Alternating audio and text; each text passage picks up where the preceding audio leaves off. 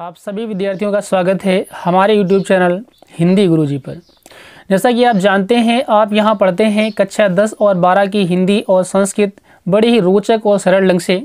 तो आज हम इसी क्रम में लेकर आए हैं कक्षा 10 की हिंदी में काव्य खंड से पाठ है हिमालय से और दूसरा शीर्षक है वर्षा सुंदरी के प्रति। तो यह जो रचना है महादेव वर्मा जी की रचना से लिया गया है। महादेव वर्मा जी की रचना जो शांत गीत है वहाँ से जो पहला शीर्षक दिया हुआ है हिमालय से। आज हम हिमालय से शीर्षक को पढ़ेंगे, समझने का प्रयास करेंगे और फिर अगले वीडियो में हम पढ़ेंगे दूसरा शीर्षक वर्षा सुंदरी के प्रति। लेकिन पाठ को पढ़ने से पहले एक बात कहना चाहते हैं, यदि आपने हमारे चैनल को अभी तक सब्सक्राइब नहीं किया है तो पहले चैनल को सब्सक्राइब कर लीजिए, बेल आइकन को दबाइए, जिससे आने वाली वीडियोज़ की नोटिफिकेशन आपको सही समय पर उपलब्ध हो सके और आप उससे लाभान्वित हो सकें। तो चलिए चलते हैं पाठ की ओर। पाठ का जो पहला शीर्षक है वो हमने बताया आपको हिमालय से है, और हिमालय से जो शीर्षक है ये कहाँ से लिया गया है, ये जो पंक्तियाँ हैं कहाँ से ली गई हैं। तो हमने कहा कि महादेव वर्मा जी की जो रचना है शांत गीत, तो महादेव वर्मा जी की जो रचना शांत गीत है वहाँ से यह शीर्षक लिया गया है। तो हम आज पाठ को समझते हैं। जैसा कि नाम से हमें ज्ञात होता है कि हिमालय से अर्थात हिमालय के प्रति महादेव वर्मा जी ने कुछ विचार व्यक्त किए हैं, कुछ भाव व्यक्त किए हैं। कवि का हृदय बड़ा कोमल होता है और वह किन किन प्रकृति में कुछ भी देखता है वहाँ कल्पनाएं कर लेता है, और कल्पनाओं के संसार में कैसे डूब जाता है, कितनी कितनी कल्पनाएं कहाँ तक कर लेता है। तो आज हम इस कल्पना को भी देखते हैं किस प्रकार से महादेव वर्मा जी ने हिमालय को एक बहुत बड़ा तपस्वी साधक बताया है, और साथ ही इस पाठ में हिमालय की प्राकृतिक सौंदर्य का भी वर्णन हमें देखने को मिलता है। तो चलिए हम पढ़ते हैं पंक्तियाँ और समझते हैं इसका भाव।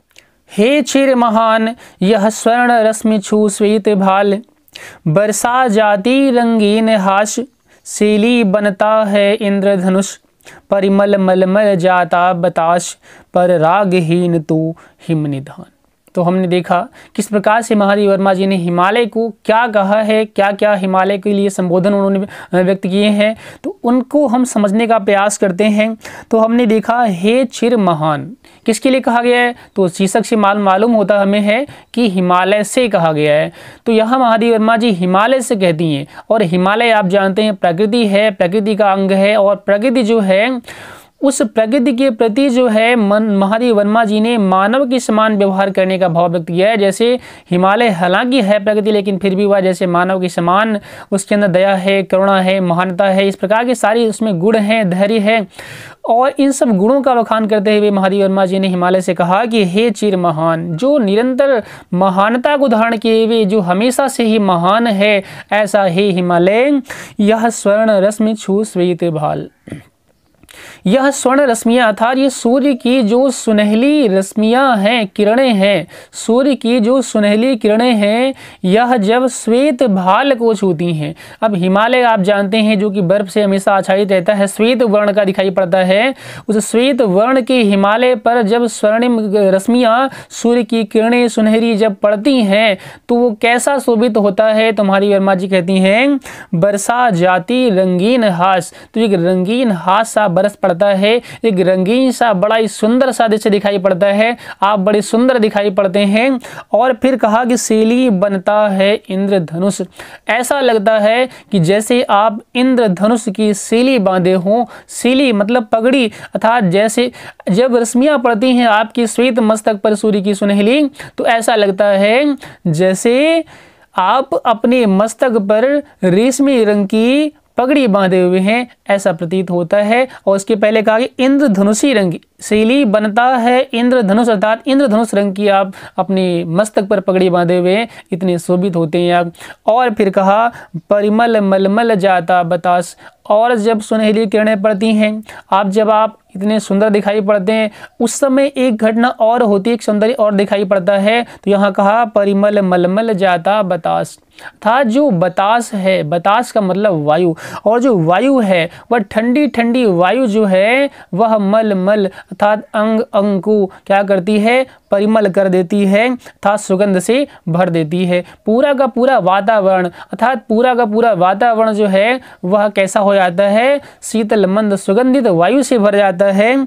और फिर कवित्री ने कहा पर रागहीन तू हिम निधान, अर्थात हे हिम निधान, हे हिमालय, हे हिम की निधि, तू फिर भी कितना रागहीन है। तुझे किसी में आसक्ति नहीं है, तुझे इस सौंदर्य से प्रेम नहीं है।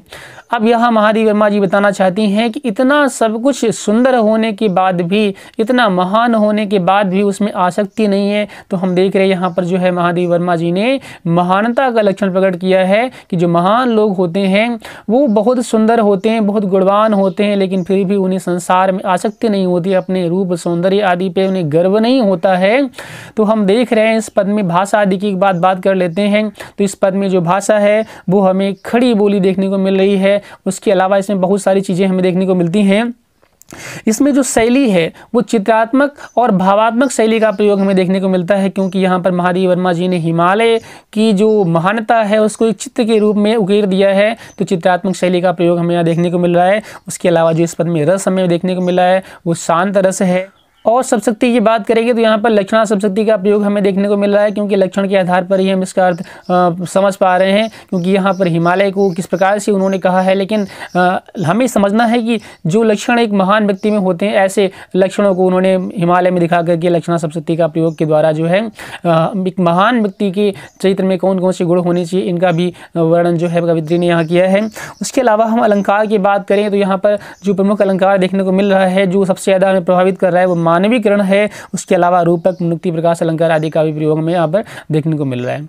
तो अब हम पढ़ते हैं अगले पद को। अगला पद जो है उसमें कहा गया है, नभ में गर्वित झुकता न शीस, पर अंक लिए है दीन छार, मन गल जाता नत विश्व देख, तन सह लेता है कुलिस भार, कितने मृदु कितने कठिन प्राण। नभ में गर्वित झुकता न शीस। महादेवी वर्मा जी ने कहा नभ में गर्वित झुकता न शीस, तू कितना स्वाभिमानी है, तू तुझमें कितना गर्व है, तेरा शीश कभी संसार के सामने झुकता नहीं, अर्थात तू नत नहीं होता है। तो स्वाभिमानी पुरुष जो है सबके सामने नत नहीं होते हैं। यहाँ पर स्वाभिमानी महादेवी वर्मा जी ने हिमालय को स्वाभिमानी बताया है कि तू स्वाभिमानी है, तू सबके सामने नत नहीं होता है, सबके सामने अपना दुखड़ा नहीं रोता है। और कहा पर अंक लिए है दीन छार, इतना नहीं है, ऐसा नहीं है कि तू घमंडी है, घमंड नहीं है, स्वाभिमान है लेकिन घमंड नहीं है, अभिमान नहीं है।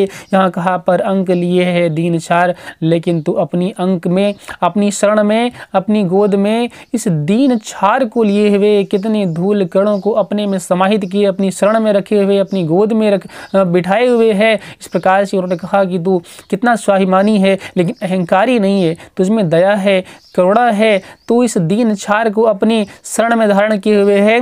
और फिर कहा मन गल जाता नत विश्व देख, और यह भी कहती है महादेवी वर्मा जी कि मन गल जाता नत विश्व देख, तू जब इस विश्व को अपने सामने नत देखता है, अपने सामने झुका हुआ देखता है, तो कहा कि मन गल जाता, तो तुम्हारा मन जो है वह द्रवित हो जाता है, गल जाता है। और मन गलता है तब क्या होता है, वह जो है नदियों के रूप में प्रवाहित होता है।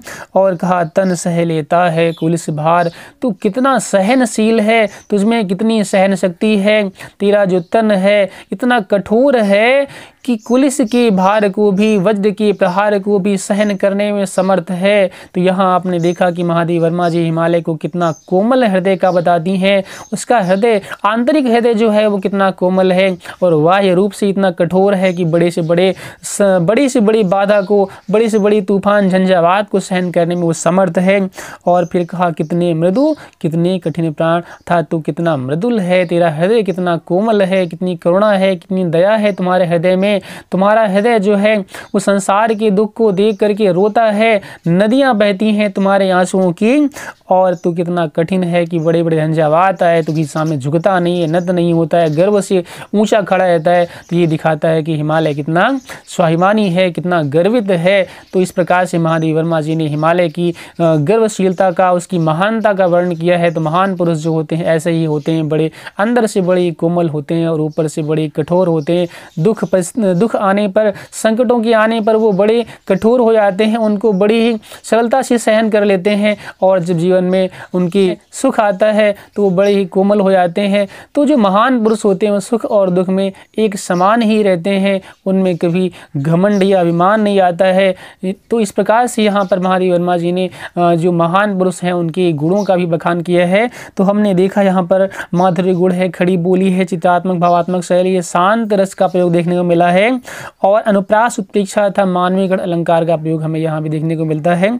तो अब चलते हैं अगले पद की ओर। अगला पद जो है उसकी पंक्तियाँ हैं, टूटी है तेरी कब समाधि, झंझा लौटे सत हार हार, बह चला दृगों से किंतु नीर, सुनकर जलते कड़ की पुकार, सुख से विरक्त दुख में समान।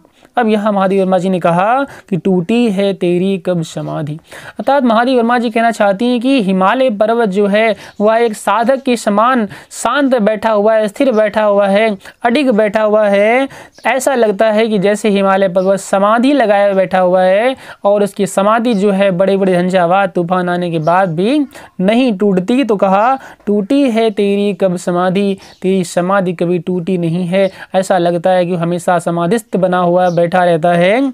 और झंझा लौटी सत हार हार, सैकड़ों झंझावात आए, तुमको डिगाने का हटाने का प्रयास किया, सैकड़ों झंझावात तुमसे हार हार के लौट गए, लेकिन तुम विचलित नहीं हुए। और कहा बह चला दिगों से किंतु नीर, सुनकर जलते कड़ की पुकार, बह चला दिगों से किंतु नीर, सुनकर जलते कड़ की पुकार। तो यहाँ कहा महादेव वर्मा जी ने कहा कि जब आपने संसार में जल के कणों को जलते हुए देखा, सूर्य के ताप से या संसार के दुखों से जलते हुए जब आपने इन जलकणों को देखा तो तुम्हारे नेत्रों से क्या बह चला, नीर बह चला, अर्थात तुम्हारा हृदय द्रवित हो गया, तुम्हारे नेत्रों से आंसू बहने लगे।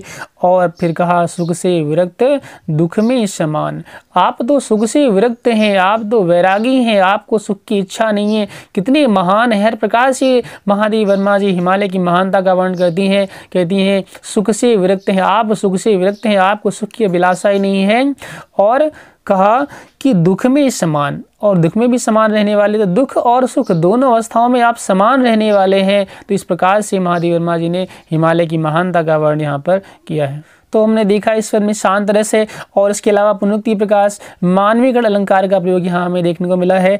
तो चलते हैं अगले पद की ओर। अगला जो पद्यांश है उसमें कहा गया, मेरे जीवन का आज मूक, तेरी छाया से हो मिलाप, तन तेरी साधकता छूले, मन ले करुणा की था नाप, उर में पावस दृग में विहान। यहाँ महादेव वर्मा जी कहती हैं मेरे जीवन का आज मूक, तेरी छाया से हो मिलाप। मेरे जीवन का आज मूक, तो मेरे जीवन का जो मौन है वह मूक अर्थात मौन, तो हमारे जीवन का जो मौन है वह तेरी छाया से हो मिलाप, वह तेरी छाया से मिल जाए। कहने का आशय है कि मेरे में जो मूकता है वह तुम्हारे समान हो जाए, अर्थात तुम में जो महानता है, आप कितने महान हैं, आप कितने साधक हैं, आप में कितनी गहराई है, कितनी करुणा है, तो यह सारे जो गुण हैं वो मेरे जीवन में आ जाएं, ऐसा महादेव वर्मा जी कहती हैं। और कहा कि तन तेरी साधकता छूले, तो कितना बड़ा साधक है, और मैं चाहती हूँ कि तुम्हारी समान साधकता, तुम्हारी समान जो है वो साहस हम में भी आ जाए। तो महादेव वर्मा जी अपने अंदर उस हिमालय के समान गहन साधकता को लाना चाहती हैं। और मन ले करुणा की था नाप, और फिर कहा कि तुम में कितनी करुणा है, कितना कोमल तुम्हारा हृदय है, संसार के दुख को देखकर तुम्हारी आंखों से नीर बहता है, तो आप कितनी करुणा है, कितनी था है आपके अंदर करुणा की था जो है वह मैं नापना चाहती हूँ, अर्थात तुम में जो करुणा है वह करुणा, उतनी ही करुणा मुझ में भी आ जाए, उतनी ही साधकता मुझ में भी आ जाए, ऐसा महादेव वर्मा जी कहती हैं। और फिर कहा उर में पावस दृग में विहान, ऐसा हमारे हृदय में पावस है, हमारे हृदय में वर्षा है, हमारे हृदय में ऐसी आनंद वर्षा हो रही है, और दृग में विहान, और हमारे नेत्रों में जो है एक नया सवेरा है, एक नया विहान है। अर्थात जिस प्रकार हिमालय सारे कष्टों को सहन कर लेता है, वैसे ही सहनशीलता मुझ में भी आ जाए और मैं भी अपने जीवन के कष्टों को वैसे ही सहन करने में सक्षम हो जाऊं। इस प्रकार से महादेव वर्मा जी ने अपने भाव व्यक्त किए और हिमालय की महानता का वर्णन किया है, और उसके साथ ही ये भी बताने का प्रयास किया कि महान पुरुषों में किस प्रकार के गुण होते हैं, कितने साधक होते हैं, कितने सहनशील होते हैं, कितने दयालु होते हैं महान पुरुष, और सुख दुख उन पर प्रभावी नहीं होते हैं, सुख दुख का उन पर प्रभाव नहीं पड़ता है। तो इस प्रकार से जो है महानता का गुण हिमालय के द्वारा बताने का प्रयास किया था महादेव वर्मा जी ने। तो आइए हम देख लेते हैं इस पार्ट में एक बार पुनः कि भाषा आदि की बात कर लेते हैं। तो हमने देखा इस पार्ट में जो भाषा है वो खड़ी बोली का प्रयोग किया गया है, खड़ी बोली हिंदी का प्रयोग हमें देखने को मिला है। उसके अलावा जो यहाँ पर शैली का प्रयोग देखने को मिला है वो भावात्मक शैली है, उसके अलावा चित्रात्मक शैली पूरे पार्ट में देखने को मिली है। उसके अलावा यहाँ जो रस है वो मुख्यतः इस पार्ट में शांत रस का प्रयोग देखने को मिला है, साथ में कहीं कहीं पे वीरता का भी अनुभव होता है। तो वीर रस और शांत रस का अनुभव हमें यहाँ पर होता है। उसके अलावा जो शब्द शक्ति है वो लक्षणा शब्द शक्ति का प्रयोग देखने को मिला है। और जो यहाँ पर छंद है वो है अतुकांत मुक्त छंद है। और फिर बात करते हैं अलंकार की। तो हमने अलंकार में देखा कि जो मुख्यतः अलंकार में देखने को मिलता है वो मानवीकरण था। उसके अलावा यहाँ पर कहीं पुनरुक्ति प्रकाश है, कहीं अनुप्रास है, तो कहीं पर उपमा आदि अलंकारों का भी प्रयोग हमें इस पद में देखने को मिला है। तो आज के लिए बस इतना ही, और अगले विषय को, अगले शीर्षक को लेकर के हम फिर से पुनः मिलेंगे। तब तक के लिए आपसे कहना चाहूँगा, यदि आपने हमारे चैनल को सब्सक्राइब नहीं किया है तो चैनल को सब्सक्राइब कर लीजिए, और जो पुरानी वीडियोज़ हमारी इस पर पड़ी हुई हैं आप उनको देखिए, उनका भी अध्ययन करें। बहुत सारी वीडियोज़ पड़ चुकी हैं और हम निरंतर आगे प्रयास करते रहेंगे कि आप वो सारे पूरा का पूरा पाठ्यक्रम जो है उपलब्ध करा सकें और आप उसको सरलता से